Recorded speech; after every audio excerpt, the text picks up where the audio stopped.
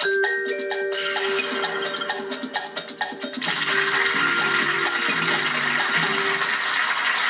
back. Yes, it was uppercut. You know, sometimes, David, one word is just not enough. You hear a word and you want to hear it again. So, you know, a double dose is better than one, isn't it? You're a man after my own heart. And because tonight I'm talking about reduplicatives. A hard word to say, but a lot of fun to play with. These are words that double up, thinking of things like hoity-toity, helter-skelter, hocus-pocus, hanky-panky. Holus bolus. And 5 of those all start with H. H seems to be the letter of choice when it comes to these reduplicatives. Now, what I'm going to talk about is not, and that's airy-fairy, which means far-fetched or fanciful. And it actually comes from a Lord Tennyson poem in 1830, and it's called Lillian, no relation to Lily. And the poem, the opening line of that goes, airy, fairy Lillian. Flitty, fairy Lillian, when I ask her if she loved me, claps her tiny hands above me. And that, because of its... Beautifully read. Very poetic and evocative there. And it's essentially was seen as being a little bit like poetic confectionery. It was quite a delicate, elegiac poem. And airy-fairy was the word that we actually extract from that poem. And the other that I like to talk about is topsy-turvy, meaning upside down. And top, which is a very common English word, comes from a German word, Zopf, Z-O-P-F, which means pigtail. And it's why we have the top of a desk or the top of a building, because of a pigtail. And topsy-turvy, turv is Middle English for overturn. So in other words, top and overturn gives us upside down. But after all these reduplicatives, I think we should return to the harum-scarum of the game. I think we should. But lovely words. Thank you, David. Let's have a look at the scores. Colwyn is on 22. Samuel is on 22. And we're heading for some more letters. And this time, Colwyn, you to choose. Okay, could I please start with a consonant, thank you, Lily? Thanks, Colwyn. Starting with G. I'll take another consonant. F. Another one, thank you. D. And a vowel. E. Another vowel. I. A consonant. S. Another consonant, thank you. T. One more consonant. D. And a vowel to finish. And last letter, O. Thank you, Lily. Your time starts now.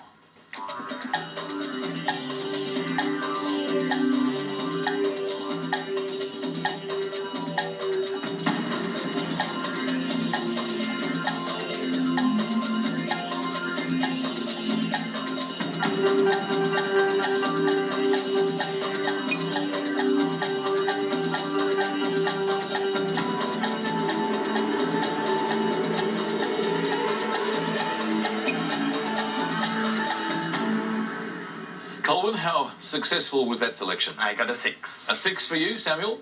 6. Okay, we're being very consistent here. What was yours, Samuel? Mine was gifted.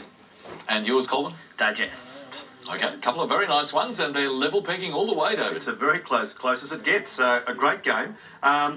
Good 6s, of course. Now, if you actually mix up gifted, you get fidget. And there with that spare S, add that. Fidgets for a possible 7. Nice work as well. But Samuel and Colwyn keep coming up absolutely equal, 6 points each there. Let's see if perhaps we can break the deadlock with this next letters game. And Samuel, this time, what would you like? Can I start with a consonant, please, Lily? Thanks, Samuel.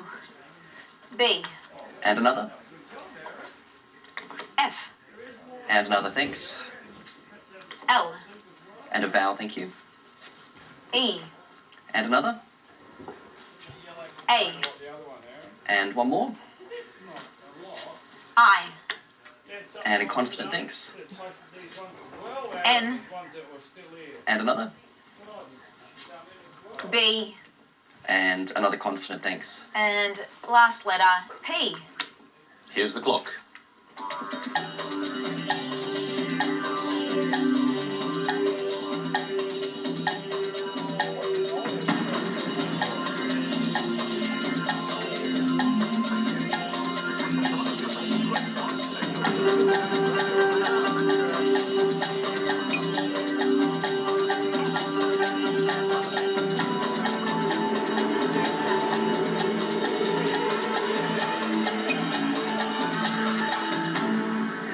Samuel. Let's see if one of you can break away this time. How many for you? 6. Colwyn? I got 6 again. Absolute consistency. Well, it's great play. Let's start with your 6, Colwyn. Nibble. And Samuel? I also had nibble. Okay. Please verify with each other. Thank you. I think they're taking great bites, actually, David. They're doing a great job. They are, but both of them actually seem to have a fixation for consonants. Now, I think that's why it's actually very hard to sort of soar up with 8s and 9s. And for that reason, biplane was the best I could do for 7. Nice work as well, but 6 points each, once again, for Samuel and Colwyn. 34 all. Let's see if we can shake things up a little bit with a few more numbers. And Colwyn, what would you like this time? Could I please have 2 large and 4 small? Thanks, Colwyn. 2 large and 4 small. And our numbers are 6, 10, 10, 7, and the 2 large, 150. And the target number is 275. Thank you, Lily. Time starts now.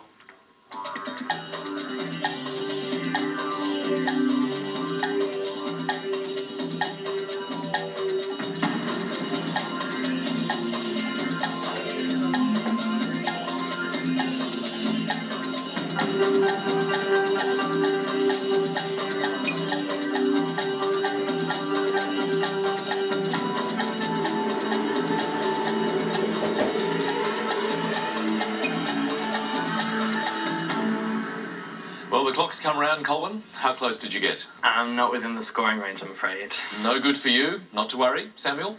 273. Just 2 off the target. So, take us through your approach to that, please.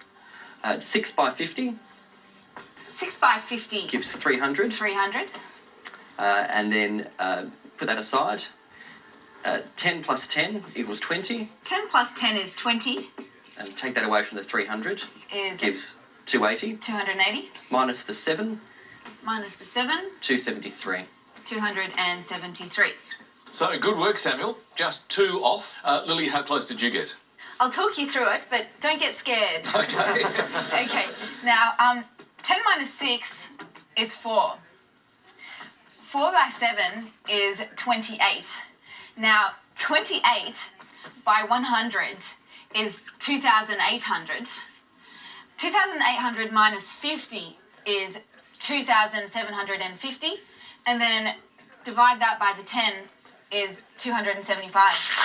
Oh, good stuff. I have to say, Lily, I did start getting a little bit nervous when you, when you went over the 2,000 mark into the 2,800. But I can see what you've done, and you've kind of worked up and then come back down again. Yeah, not so scary. Not so scary. All right. Well done, Lily. Thank you. But well done to Samuel as well. 7 points. Colwyn's on 34, and Samuel has now broken that deadlock by going to 41. And we're going to a brief break. Another word mix, of course. Right move. And this time the clue is more work for extra play. See you in a couple of minutes.